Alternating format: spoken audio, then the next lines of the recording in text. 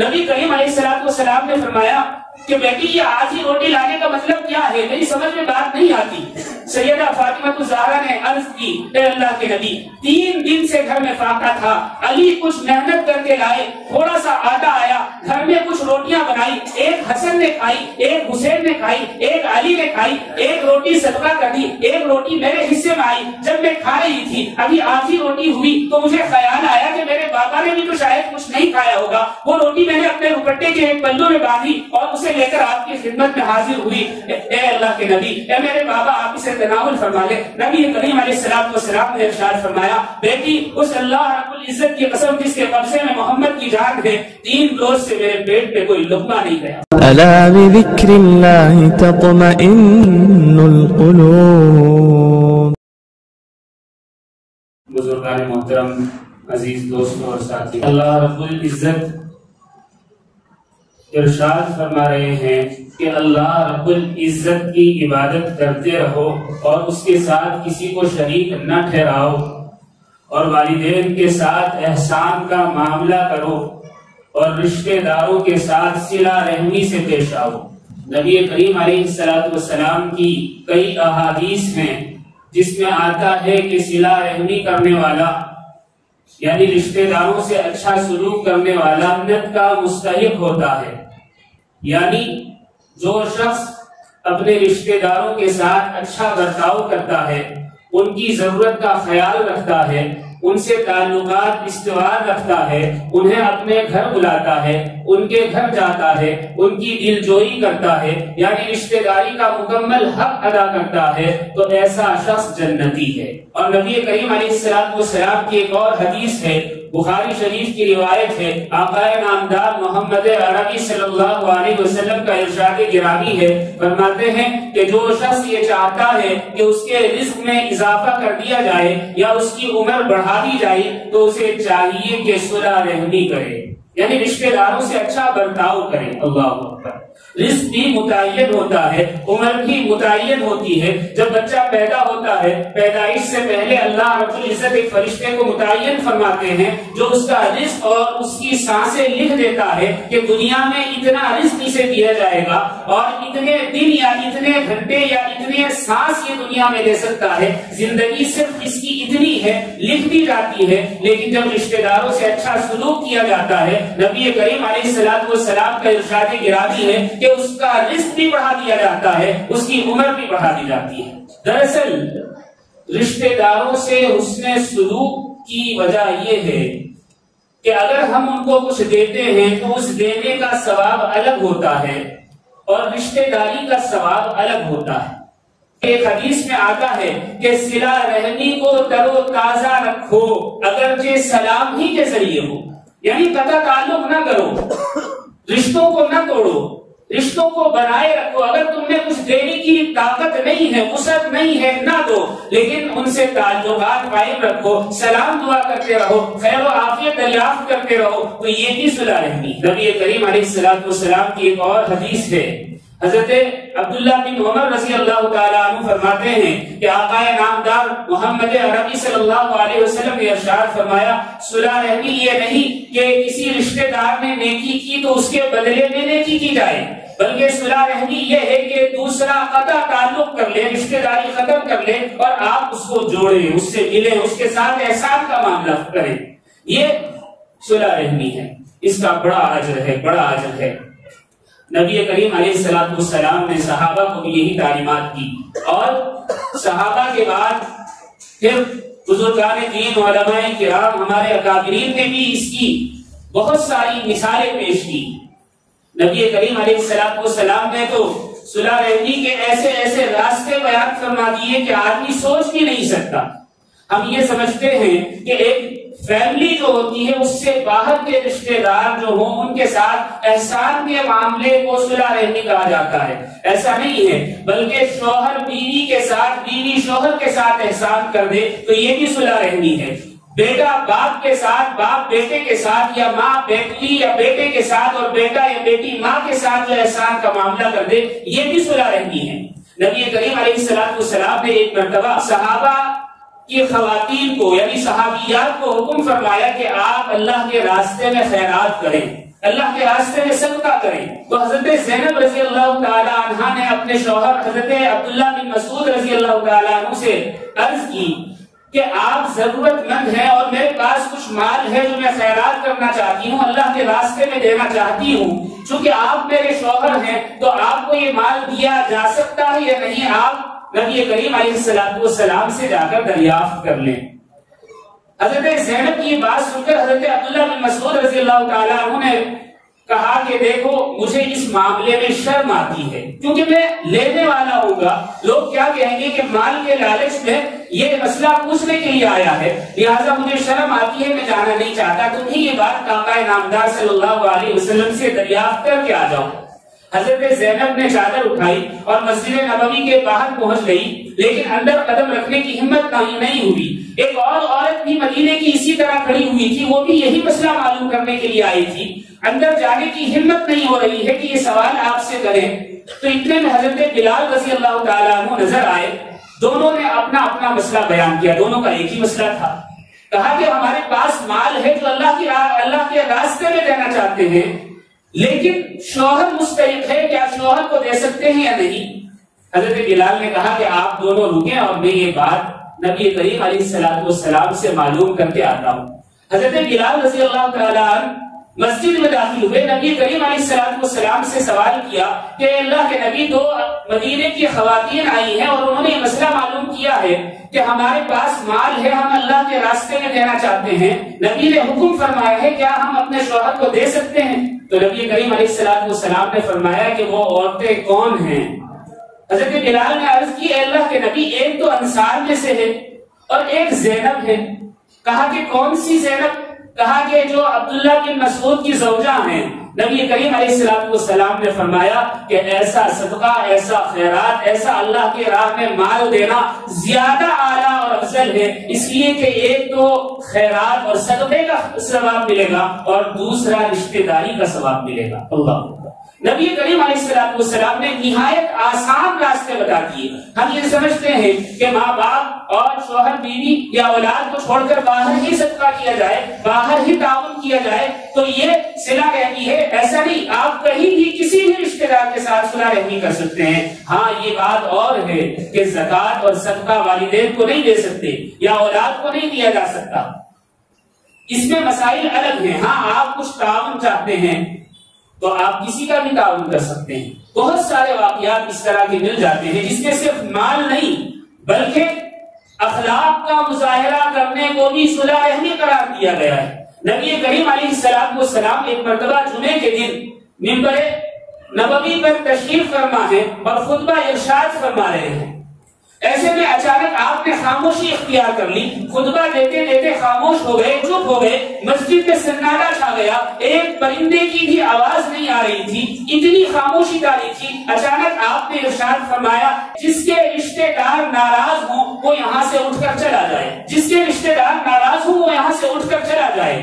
صحابہ خاموش رہے کہ کیا معاملہ ہے. خطبہ ارشاد فرما رہے تھے, موضوع کچھ اور تھا, ارشاد کچھ اور ہو رہا ہے. پھر نبی کریم علیہ السلام نے ارشاد فرمایا, میں خطبہ دے رہا تھا, اتنے میں جبرائیل علیہ السلام تشریف لائے اور آپ نے مجھے اللہ کا سلام پہنچایا اور کہا کہ اے اللہ کے نبی, اپنی مسجد میں جو لوگ ایسے آئے ہوئے ہیں جن کے رشتے دار ناراض ہیں ان کو مسجد سے باہر نکال دیجیے. نبی کریم علیہ السلام نے ارشاد فرمایا, جس کے رشتے دار ناراض ہو وہ میری مسجد سے چلا جائے.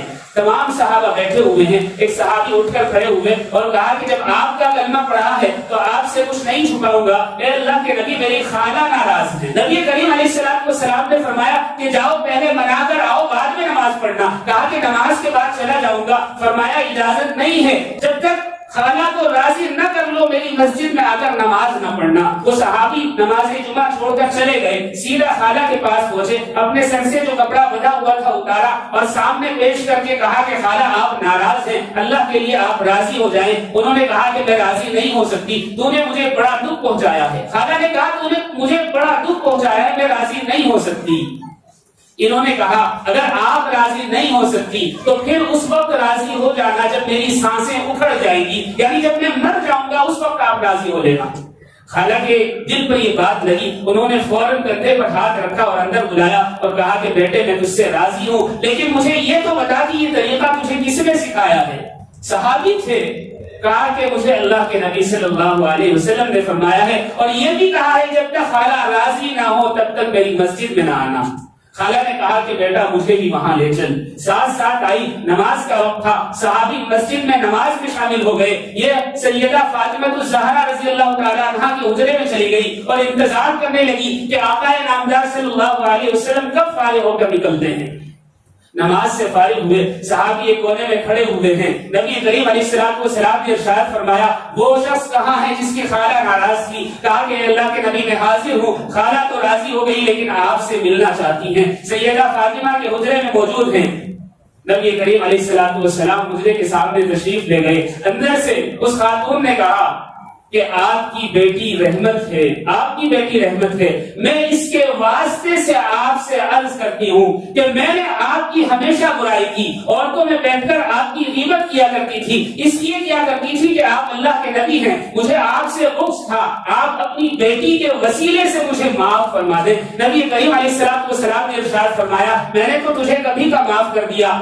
اس عورت نے کہا کہ جس کے اخلاق ایسے ہو اس کا کلمہ پڑھنے میں کیا جاتا ہے، فوراً باہر نکل کر آئی اور کہا اشہد ان لا الہ الا اللہ اشہد ان محمد رسول اللہ۔ حالانکہ مومنہ نہیں تھی، مسلمان نہیں تھی، لیکن اس کے باوجود نبی نے ارشاد فرمایا ناراض ہے پہلے منا کر آؤ پھر نماز پڑھنا۔ یہ سنا رہتی ہے۔ صحابہ کرام رضی اللہ تعالی عنہ نے بہت ساری اس طرح کی مثالیں پیش کی ہیں اور زندگی میں عملی نمونہ دکھایا ہے کہ کیسے زندگی گزاری جائے۔ حضرت تھانوی رحمۃ اللہ علیہ نے ایک واقعہ نقل کیا ہے، فرماتے ہیں کہ ایک شخص تھا جس کی بیوی سے غلطیاں ہوتی رہتی تھی، کبھی کوئی غلطی ہو جاتی کبھی کوئی غلطی ہو جاتی، غصہ اتنا آتا کہ طلاق دینا چاہتا لیکن یہ سمجھ کر طلاق نہیں دیا کرتا کہ اگر میں اسے طلاق دے دوں پتہ نہیں کوئی اس سے نکاح کرے گا یا نہیں کرے گا، یہ سوچ کر اس پر رحم کھاتا اور اس کی باتیں برداشت کیا کرتا تھا۔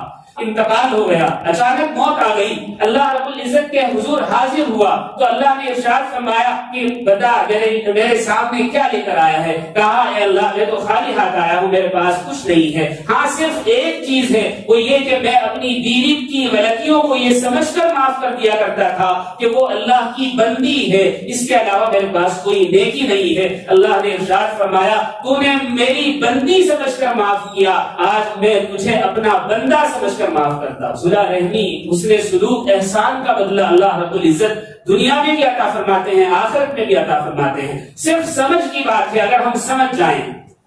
ہر گھر میں قریباً ساس اور بہو کے جھگڑے ہوتے ہیں۔ ایک عورت اپنی ساس کی شکایتیں لے کر اپنے شیخ کے پاس گئی اور جا کر کہا میری ساس میں یہ خرابیاں ہیں، یہ خرابیاں ہیں، یہ خرابیاں ہیں، مجھے یہ کہتی ہے، مجھے ایسے رکھتی ہے۔ شیخ سنتے رہے، جب وہ خاموش ہوئی کہا کہ اچھا ایک بات بتاؤ تمہارا شوہر کیسا ہے؟ کہا کہ شوہر تو بہت بااخلاق ہے، اس نے مجھے کسی چیز کی کمی محسوس ہونے نہیں دی۔ کہا کہ اس کے اخلاق کیسے ہیں؟ کہا کہ ہمیشہ محبت کے ساتھ پیش آتا ہے۔ کہا کہ کسی چیز کی تنگی ہے؟ کہا کہ کچھ نہیں ہے۔ ماحول کیسا ہے؟ کہا کہ گھر کا ماحول بھی بہت اچھا ہے۔ کہا تمہیں اپنے والدین سے ملنے دیتا ہے؟ کہا کہ ہاں خود لے کر جاتا ہے۔ پھر پوچھا کہ اچھا یہ تو بتاؤ تمہیں پسند کرنے کون آیا تھا؟ یعنی شادی سے پہلے تمہیں پسند کرنے کے لیے کون آیا تھا، تمہارا شوہر یا تمہاری ساس؟ تو بہو نے کہا کہ میری ساس آئی۔ شیخ نے کہا کہ بیٹی پھر اس کا احسان مانو، ساس کا احسان مانو کہ اس نے تمہیں اتنا اچھا شوہر دیا، تمہیں پسند کیا، اتنے اچھے ماحول کا گھر دیا، اتنی ساری سہولیات دی، تو تمہیں تو اس کے احسان کا بدلہ چکانا چاہیے، اس کی شکایتیں نہیں کرنی چاہیے۔ بہو کی سمجھ میں بات آئی، اختلاف ختم ہو گیا۔ سوچ کا فرق ہے، صرف سوچ کا فرق ہے، لیکن معاملہ یہ ہے کہ ہم چھوٹی چھوٹی باتوں پر توجہ نہیں دیتے۔ ایک شیخ کی ان کے مرید نے دعوت کی اور کہا کہ حضرت آپ ہمارے یہاں دعوت پر تشریف لائیں، ہمارے گھر کو زینت بخشیں، آپ کے قدموں سے ہمارے یہاں بھی برکتیں اللہ تعالیٰ نازل فرمائیں گے۔ شیخ نے مرید کی دعوت قبول کر لی، دسترخوان بچھا، مختلف قسم کے کھانے چنے گئے۔ شیخ نے کھانے کے بعد کہا کہ یہ کھانے کس نے بنائے ہیں؟ مرید نے کہا کہ میری بیوی نے بنائے ہیں۔ شیخ نے کہا کہ میں اس سے کچھ بات کہنا چاہتا ہوں، آپ اسے پردے میں بلائیں۔ تو مرید نے پردے کے پیچھے دروازے میں اپنی بیوی کو کھڑا کر دیا. شیخ نے پردے کے پیچھے سے کہا کہ بیٹی تم نے کھانا بہت اچھا پکایا ہے, مجھے بہت پسند آیا. اتنا سننا تھا کہ مرید کی بیوی رونے لگی, زاروں قطار رونے لگی. شیخ نے کہا کہ بیٹی میں نے تو کوئی ایسی بات نہیں کی جس سے تجھے تکلیف پہنچے, میں نے تو تیری تعریف کی ہے, بھلا اس پہ رونے کی کیا بات ہے, خاموش ہو, بتا کہ معاملہ کیا ہے. اس نے کہا کہ نہیں آپ رہنے دیں, کوئی بات نہیں. کہا کہ بیٹی جب میری بات پر تجھے رونا آیا ہے تو مجھے ضرور بتا تاکہ میں اگر ہو سکتا ہے اس کی اصلاح کر دوں. تو مرید کی بیوی نے اندر سے کہا کہ حضرت 30 سال میری شادی کو ہو گئے اور ایک مرتبہ بھی میرے شوہر نے میرے ہاتھ کے پکے ہوئے کھانے کی تعریف نہیں کی. یہ آج ہمارا معاملہ ہے, دیکھا تعریف کی شریعت حکم نہیں دیتی. ہاں یہ ہے کہ حوصلہ افزائی کرنی چاہیے, یہ بھی صلح رحمی ہے, یہ بھی حسن سلوک ہے, یہ بھی احسان ہے, یہ بھی اچھا برتاؤ ہے. اس پر بھی اللہ رب العزت دنیا میں بھی اور آخرت میں بھی اجر عطا فرماتے ہیں. دارالعلوم دیوبند کے ایک عالم تھے, عمر ہو گئی تھی, مدرسے میں پڑھایا کرتے تھے. دوپہر میں تھوڑا سا وقفہ ہوتا تو کھانے کے لیے گھر تشریف لاتے. کوئی اولاد نہیں تھی. ایک مرتبہ ایسا ہوا کہ گھر آئے, بیوی نے جلدی میں کھچڑی پکا کر رکھی اور نمک ڈالنا بھول گئی اور اپنے کام میں مصروف ہو گئی.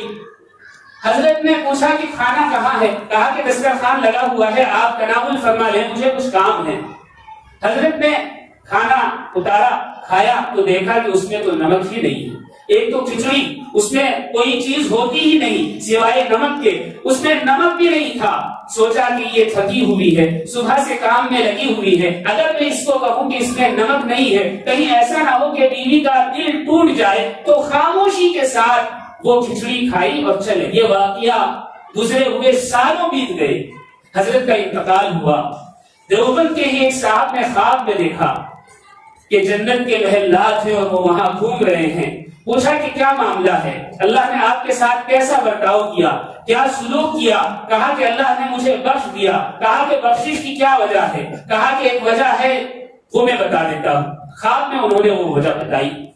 دوسرے دن وہ صاحب اٹھے اور فجر کی نماز کے بعد ان بزرگ کے گھر گئے اور بیوہ سے کہا کہ میں آپ کو ایک بات بتانا چاہتا ہوں, آپ اس کی تصدیق کر دیں. کہا کہ کیا بات ہے؟ کہا کہ ایک مرتبہ آپ کے شوہر مدرسے سے آئے اور آپ نے کھچڑی پکائی تھی لیکن نمک ڈالنا بھول گئی تھی, کیا یہ بات صحیح ہے؟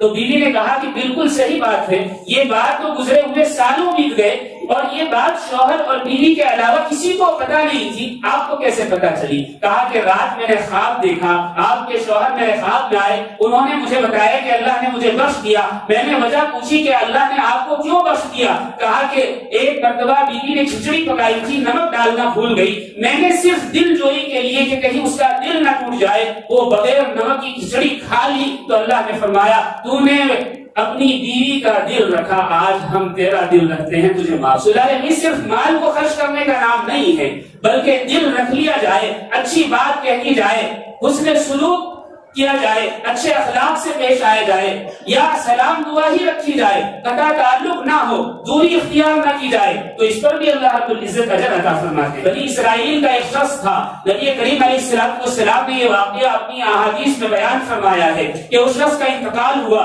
تو اللہ کے روبرو حاضر ہوا. اللہ رب العزت نے سوال کیا کہ میرے دربار میں آیا ہے تو کیا لایا ہے؟ اس نے کہا کہ صرف ایمان ہے, اعمال کو کچھ نہیں ہے, خالی ہاتھ آیا ہوں. اللہ رب العزت نے ارشاد فرمایا کہ سوچ کر جواب دے کہ کچھ تو لایا ہوگا. کہا کہ اللہ کوئی نیکی نہیں ہے, سارا نامہ اعمال خالی ہے, خالی ہاتھ حاضر ہوا ہوں, صرف ایک عادت تھی, بتا نہیں آپ کے دربار میں قبول ہوگی یا نہیں. کہا کہ بتا کیا بات ہے؟ کہا کہ اے اللہ میں تجارت کا مال دیا کرتا تھا اور تجارت کا مال دینے کے بعد جب پیسے لینے کا وقت آتا تو کوئی کہتا کہ ہمارے پاس ابھی پیسے نہیں ہیں یا ہمیں تھوڑی سی مہلت دی جائے تو میں اسے مہلت دے دیا کرتا تھا, یہاں تک کہ 1 بار 2 بار 4 بار مہلت دیتا. لیکن اگر کسی کا معاملہ ایسا ہوتا کہ وہ پیسے دے ہی نہیں سکتا تھا تو میں اسے معاف کر دیا کرتا تھا.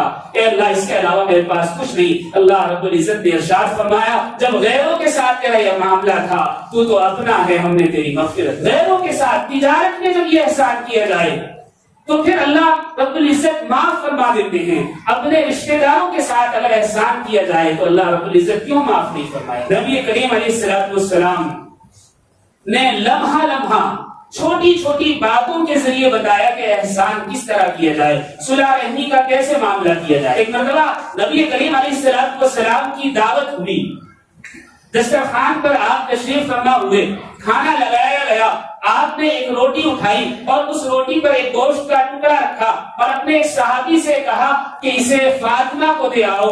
فاطمہ نے 3 دن سے ایک لقمہ نہیں کھایا ہے۔ یہ بھی احسان ہے، اولاد کا خیال رکھنا بھی احسان ہے، صلح رحمی ہے۔ نبی کریم علیہ السلام کے پاس ایک مرتبہ سیدہ فاطمہ الزہرا رضی اللہ تعالی عنہا تشریف لائی۔ سلام دعا کے بعد آپ نے اپنے برابر میں بٹھا لیا، اپنی اوڑنی سے ایک روٹی نکالی جو آدھی کھائی ہوئی تھی اور آدھی بچی ہوئی تھی۔ سیدہ فاطمہ نے وہ روٹی نبی کریم علیہ السلام کو پیش کی اور کہا اے میرے بابا آپ اسے تناول فرما لیں۔ نبی کریم علیہ السلام نے فرمایا کہ بیٹی یہ آدھی روٹی لانے کا مطلب کیا ہے، میری سمجھ میں بات نہیں آتی۔ سیدہ فاطمہ الزہرا نے عرض کی اے اللہ کے نبی 3 دن سے گھر میں فاقہ تھا، علی کچھ محنت کر کے لائے، تھوڑا سا آٹا آیا، گھر میں کچھ روٹیاں بنائی، ایک حسن نے کھائی، ایک حسین نے کھائی، ایک علی نے کھائی، ایک روٹی صدقہ کر دی، ایک روٹی میرے حصے میں آئی۔ جب میں کھا رہی تھی ابھی آدھی روٹی ہوئی تو مجھے خیال آیا کہ میرے بابا نے بھی تو شاید کچھ نہیں کھایا ہوگا۔ وہ روٹی میں نے اپنے دوپٹے کے ایک پلو میں باندھی اور اسے لے کر آپ کی خدمت میں حاضر ہوئی۔ اے اللہ کے نبی اے میرے بابا آپ اسے تناول فرما لیں۔ نبی کریم علیہ السلام نے ارشاد فرمایا بیٹی اس اللہ رب العزت کی قسم جس کے قبضے میں محمد کی جان ہے 3 روز سے میرے پیٹ پہ کوئی لقمہ نہیں گیا۔ نبی نے بتایا ہے، صحابہ نے بتایا ہے کہ صلح رحمی کیسے کی جائے، احسان کیسے کیا جائے۔ مکہ میں 2 بھائی تھے، والد کا انتقال ہوا تو وراثت میں جو مال آیا اس مال کو تقسیم کر لیا۔ جب مال تقسیم ہو گیا تو ایک بات پر بات اٹک گئی۔ معاملہ یہ تھا کہ وراثت میں نبی کریم علیہ السلام کے 3 موئے مبارک یعنی بال آئے تھے۔ دونوں بھائیوں نے ایک ایک بال اپنے حصے میں لے لیا۔ اب ایک بال بچا، اس کو تقسیم کیسے کریں؟ ایک بھائی نے کہا کہ اس کے 2 ٹکڑے کر لیتے ہیں اور آدھا آدھا رکھ لیتے ہیں۔ دوسرے نے کہا کہ نہیں، میں نبی کریم علیہ السلام کے بال کو کاٹنا بے ادبی سمجھتا ہوں، میں اس کے 2 حصے نہیں کروں گا۔ بات بڑھی۔ دوسرا بھائی بھی بال چھوڑنے کو تیار نہیں تھا اور بال کاٹنے کو بھی تیار نہیں۔ تو ایک بھائی نے کہا جس نے بال کاٹنے کا مشورہ دیا تھا، کہا کہ سارا مال مجھے دے دے اور یہ 3 بال تو رکھ لے۔ کہا کہ اچھا ٹھیک ہے۔ تو وراثت کا سارا مال ایک بھائی نے لے لیا اور وراثت میں جو 3 بال نبی کریم علیہ السلام کے آئے تھے وہ ایک بھائی نے لے لیا۔ وہ اسے ہمیشہ اپنی جیب میں رکھا کرتا تھا اور مستقل حرم میں داخل ہوتا، طواف کرتا اور اس کے وسیلے سے دعا مانگتا کہ اللہ میرے پاس نبی کریم علیہ السلام کے بال ہیں، ان کے طفیل آپ اس پر رحم فرمائیں۔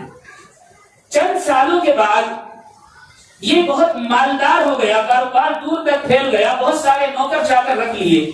جس کے حصے میں مال آیا تھا وہ بھائی غریب ہو گیا، سارا مال نکل گیا۔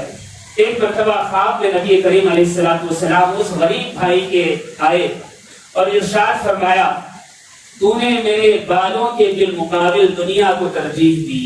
اللہ آنکھ کھلی، گھبرا کر چھوٹے بھائی کے پاس گیا اور کہا کہ بھائی سارا مال ضائع ہو گیا، تیرے پاس کچھ نہیں تھا، اللہ نے نبی کریم علیہ السلام کے بالوں کے طفیل تجھے نواز دیا، اب اگر تو چاہے تو میرے ساتھ احسان کا معاملہ کر۔ بھائی نے کہا کہ نبی کریم علیہ السلام کے صرف بالوں سے محبت نہیں رکھنی چاہیے بلکہ آپ کی تعلیمات سے بھی محبت ہونی چاہیے۔ آپ نے صلح رحمی کا حکم دیا ہے، آپ بھائی میرے گلے لگ جا، میرا مال بھی تیرا مال ہے۔ اللہ رب العزت نوازتے، اللہ تعالیٰ دنیا میں بھی محروم نہیں کرتے، صرف سمجھ کی بات ہے۔ ایک بھائی نے اپنے بھائی کی دعوت کی، دسترخوان لگایا گیا، جب کھانا رکھا گیا تو جس نے دعوت کی تھی اس کی بیوی آئی اور سارا کھانا اٹھا کر لے گئی اور کہا کہ ہم ایسے شخص کو کھلائیں گے، نہیں ہو سکتا، دونوں سگے بھائی ہیں، دسترخوان بچھا ہوا ہے، ابھی کھانا شروع نہیں ہوا کہ میزبان بھائی کی بیوی نے کھانا اٹھا لیا اور کہا کہ ہم ایسے کو کھلائیں گے۔ اب شرمندگی کی بھی بات تھی، بھائی کے دل پر کیا بیتتی، لیکن سامنے والا جب اچھا سوچتا ہے تو سارا معاملہ بن جاتا ہے، بگڑتا نہیں۔ سامنے والا جو بھائی تھا جس کی دعوت کی گئی تھی اس نے کہا کہ بھائی کوئی بات نہیں، کوئی مسئلہ نہیں ہے، آپ کو یاد نہیں ہے ایک مرتبہ میں نے دعوت کی تھی، دسترخوان پر کھانا لگایا، ایک مرغی آئی اور اس نے سالن کو خراب کر دیا تو ہم کھانے سے محروم رہ گئے۔ آپ سالن اور لا نہیں سکتے تھے اس لیے کہ تھا نہیں، تو اس وقت مرغی نے سالن خراب کیا تھا اور میں بغیر کھانا کھائے اٹھ کر آ گیا، آج یہ کھانا اٹھا لیا گیا، بات برابر ہو گئی۔ ہمیں آپس کی محبت کو خراب نہیں کرنا چاہیے۔ اللہ، مثبت سوچ کا فرق ہے، کسی بات پر کتنے جھگڑے ہو جاتے ہیں اگر آج ہمارے یہاں ایسا ہو جائے، لیکن جب انسان اچھا سوچتا ہے اور رشتہ داری کا حق ادا کرنا چاہتا ہے تو چھوٹی سی بات میں بھی ایسا نقطہ نکال لیتا ہے کہ بڑے جھگڑے ختم ہو جاتے ہیں۔ نبی کریم علیہ السلام سے ایک شخص نے سوال کیا کہ اے اللہ کے نبی، میں اپنے رشتہ داروں کے ساتھ صلح رحمی کرتا ہوں اور ان کے ساتھ اچھا سلوک کرتا ہوں، لیکن وہ میرے ساتھ قطع تعلق کر لیتے ہیں اور میرے ساتھ برا سلوک کرتے ہیں۔ نبی کریم علیہ السلام نے ارشاد فرمایا اگر تو ایسا ہی ہے جیسا کہہ رہا ہے تو پھر تو اپنے ان رشتہ داروں کے چہروں پر جن کے ساتھ تو سلوک کرتا ہے گرم ریت پھینک رہا ہے، اور اللہ رب العزت نے ایک فرشتہ تیری مدد کے لیے مقرر کر دیا۔ مطلب یہ ہے کہ تو اچھا معاملہ کر رہا ہے تو اللہ رب العزت تجھ سے برائی کو دور فرما رہے ہیں، وہ برا کر رہے ہیں تو اللہ رب العزت ان کو اس کا ضرور بدلہ عطا فرمائے۔ نبی کریم علیہ السلام کی ایک حدیث بھی ہے، آپ صلی اللہ علیہ وسلم نے ارشاد فرمایا قطع تعلق کرنے والا جنت میں نہیں جائے گا، یعنی رشتہ داروں سے رشتہ داری توڑنے والا، ان کے ساتھ برے سلوک سے پیش آنا، ان کے ساتھ بات خراب کرنے والا جنت میں داخل نہیں ہوگا۔ اللہ ہماری حفاظت فرمائے۔ اور ایک اور حدیث ہے، نبی کریم علیہ السلام نے ارشاد فرمایا کہ صلح رحمی کرنے والے کا مقام صرف جنت ہے۔ اللہ، ایک اور حدیث ہے، نبی کریم علیہ السلام نے ارشاد فرمایا ہر جمعرات کو لوگوں کا اعمال نامہ دکھلایا جاتا ہے، جو اپنے رشتہ داروں کے ساتھ حسن سلوک کرے، صلح رحمی کرے، اللہ رب العزت اس کا ٹھکانہ جنت بنا دیتے ہیں۔ اللہ اکبر۔ اللہ تعالی ہم سب کو کہنے سننے سے زیادہ عمل کی توفیق عطا فرمائے۔ وآخر دعوانا ان الحمدللہ رب العالمین۔ کعبے پہ پڑی جب پہلی نظر، کیا چیز ہے دنیا بھول گیا، کیا چیز ہے دنیا بھول گیا۔